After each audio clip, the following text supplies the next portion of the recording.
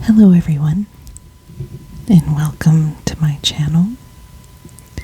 If you enjoy strange people, ghost stories, or anything of the paranormal or just unexplainable, then welcome. This is your channel. All my stories are either soft-spoken or whispered. I've been doing a lot of soft-spoken videos lately, so I think today's story is going to be whispered. So before you get your headphones on, hit that subscribe button and the like as well, because I'd like to know if you like these videos. And real quick, I have to lead in with something. I did a video today and I had my candle going. I left my room to do something, not sure. When I came back to my room, my candle was extinguished and my video had been permanently deleted. Go figure. I have no idea. I have searched my phone up and down. It's not even in the trash. It's not anywhere. And nobody in my family blew out my candle. So there you go. Something did not want that story published. And it was about Joan of Arc. So, I don't know. What do you think? I don't feel like there's a bad presence or anything, but I just find it odd. That story was just not meant to be. And it's funny because 57% of it has been uploaded and then it just disappeared. So I guess I won't be doing that story. So we're going to go ahead and get started. Get your headphones on because this will be whispered. So, or turn up the volume, whichever. Or lay down, relax, and enjoy the story. The Count Saint Germain, the real Doctor Who. When the English soldiers returned from the Holy Land after the Third Crusade came to a disastrous end in the 12th century, they brought back with them many fabulous tales of the mysterious Orient. One particular story they often told was of a man known in the East as the Wandering Jew. The story went as follows. In the judgment hall of Pontius Pilate, there was a Jewish doorkeeper named Cartaphilus, who had actually been present at the trial of Jesus of Nazareth. When Christ was dragging his cross through the streets on the way to Calvary, he halted for a moment to rest, and at this point, Cartaphilus stepped out from the large crowd lining the route and told Jesus to hurry up.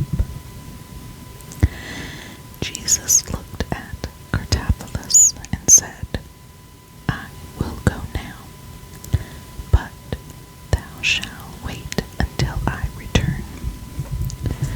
The Roman soldiers escorting Christ to the crucifixion site pushed Cartaphilus back into the crowd, and Jesus continued on his way.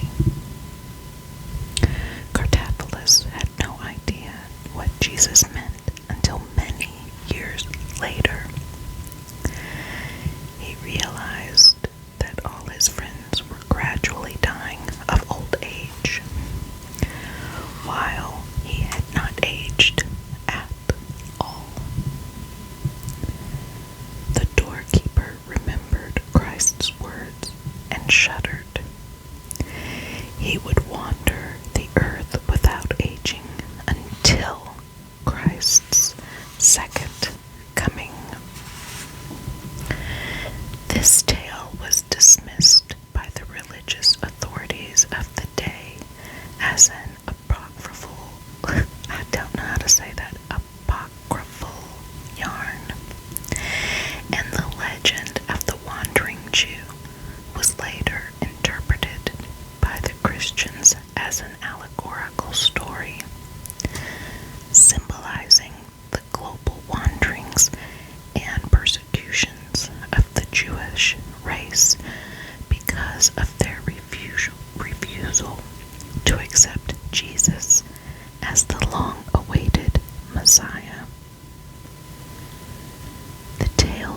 gradually passed into European folklore and joined the other fairy tales of the Middle Ages.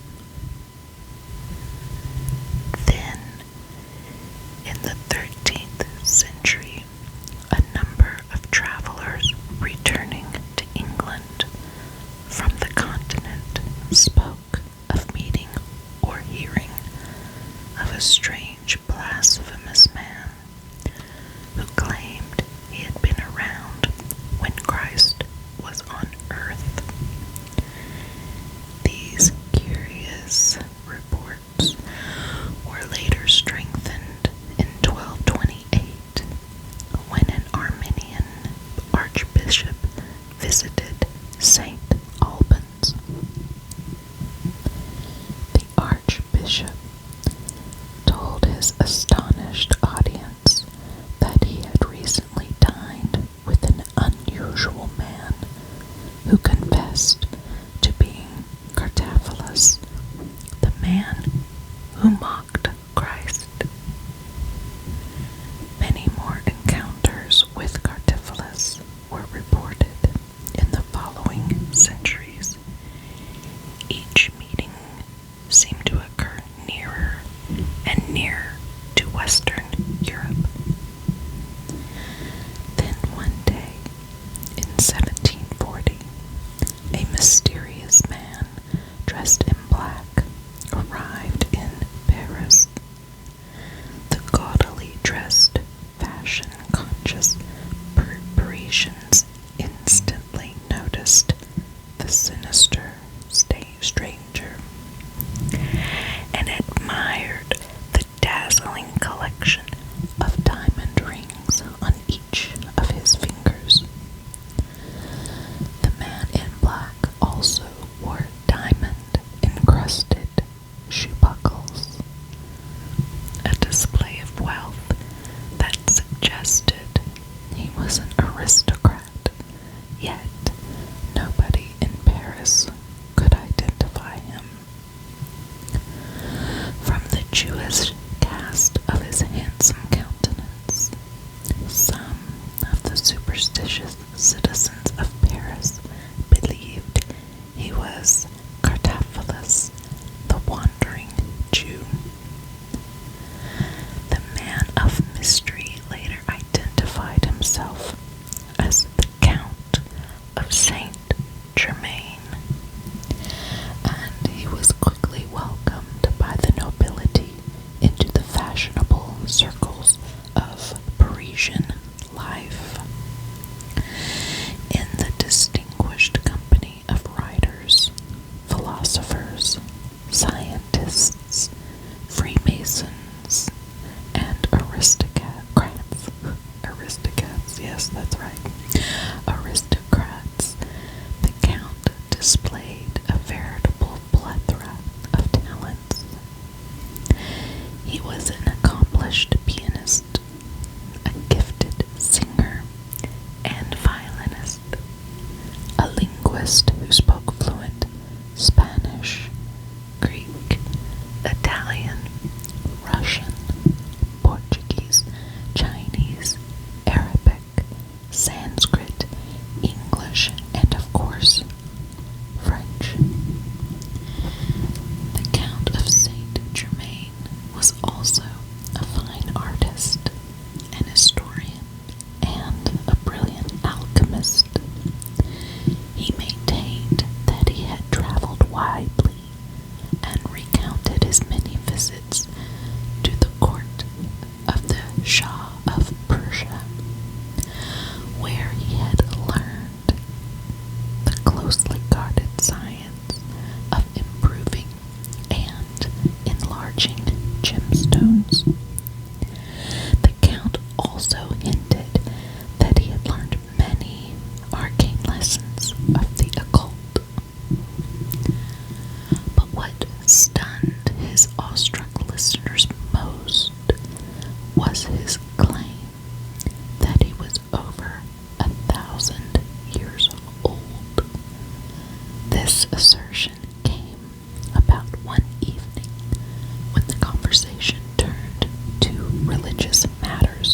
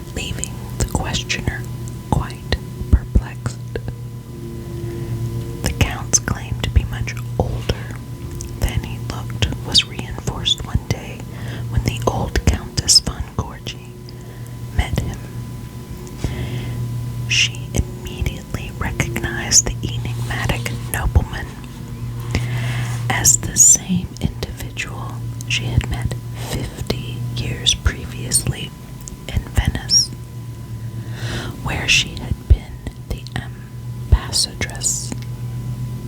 But she was amazed that the Count still looked the same age as he had then, which was about 45.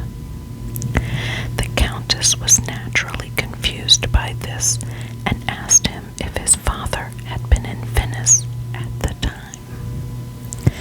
The Count shook his head and told her that it had been he, and proceeded to baffle the Countess by telling her how beautiful she had looked as a young woman, and how he had enjoyed playing her favorite musical piece on the violin.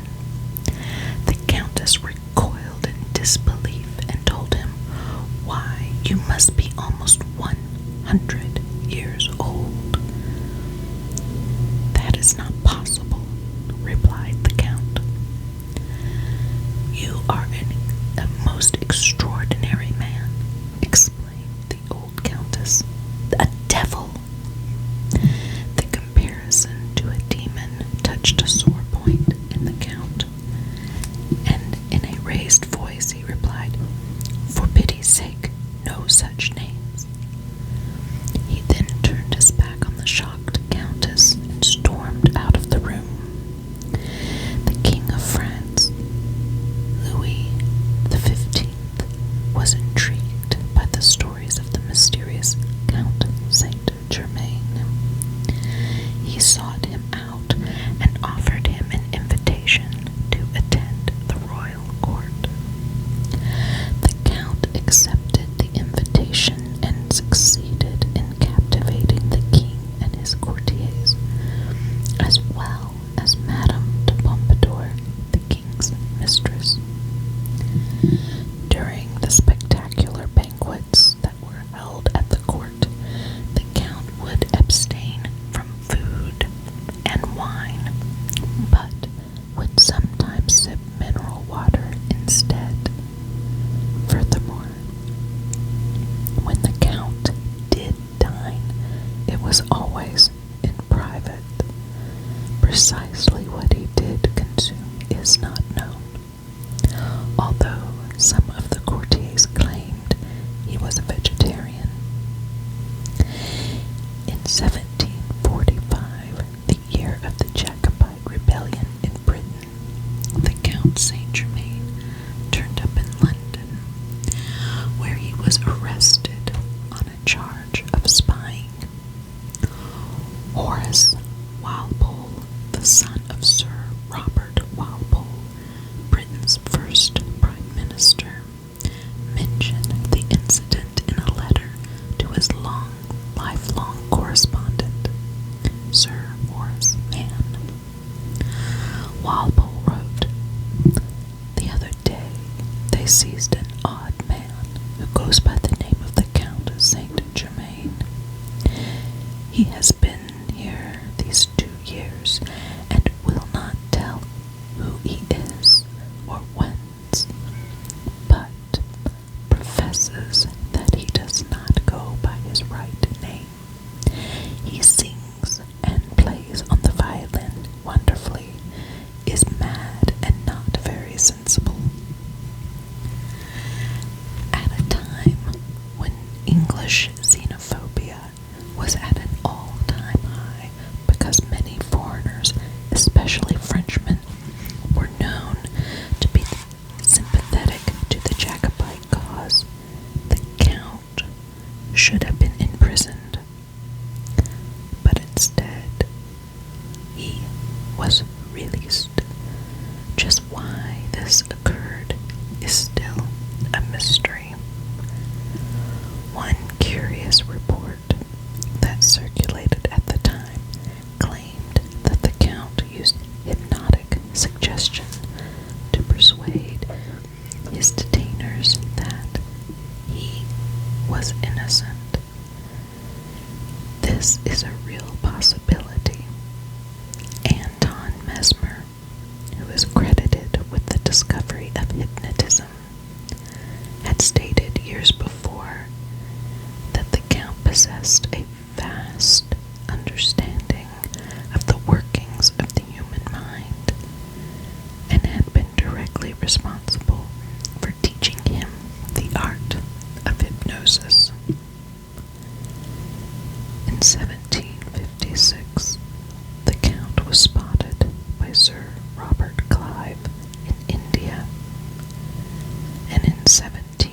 1760, history records that King Louis XV sent Monsieur Saint-Germain to The Hague to help settle the peace treaty between Prussia and Austria. In 1762, the Count took part in the deposition of Peter III of Russia and played an active role in bringing Catherine the Great to the throne. The Count Saint-Germain opened a mass production factory in Venice in 1769, where he developed a synthetic form of silk. During this period, he also executed several magnificent sculptures in their tradition of the classical Greeks. A year later, he was again active in interfering in the politics of other nations. This time, he was seen in the uniform of a Russian general with Prince Alexei Orlov in Leghorn. After the death of Louis XV in 1774, the man from nowhere turned up unexpectedly in Paris and warned the new monarch, King Louis XVI, and his queen, Marie Antoinette, of the approaching danger of the French Revolution, which he described as a gigantic conspiracy that would overthrow the order of things. Of course, the warning went unheeded, and I apologize, somebody is mowing outside. It is a beautiful day, just putting that out there. Of course, the warning went unheeded, and among the final entries in her diary, Marie Antoinette recorded her regret at not taking the Count's advice.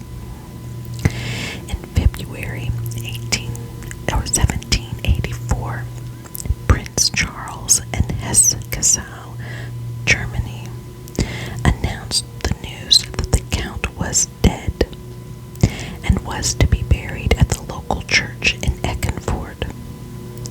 Among the crowds that attended the funeral service were many prominent occultists, including Count Cagliostro, Anton Mesmer, and the philosopher Louis Saint Martin.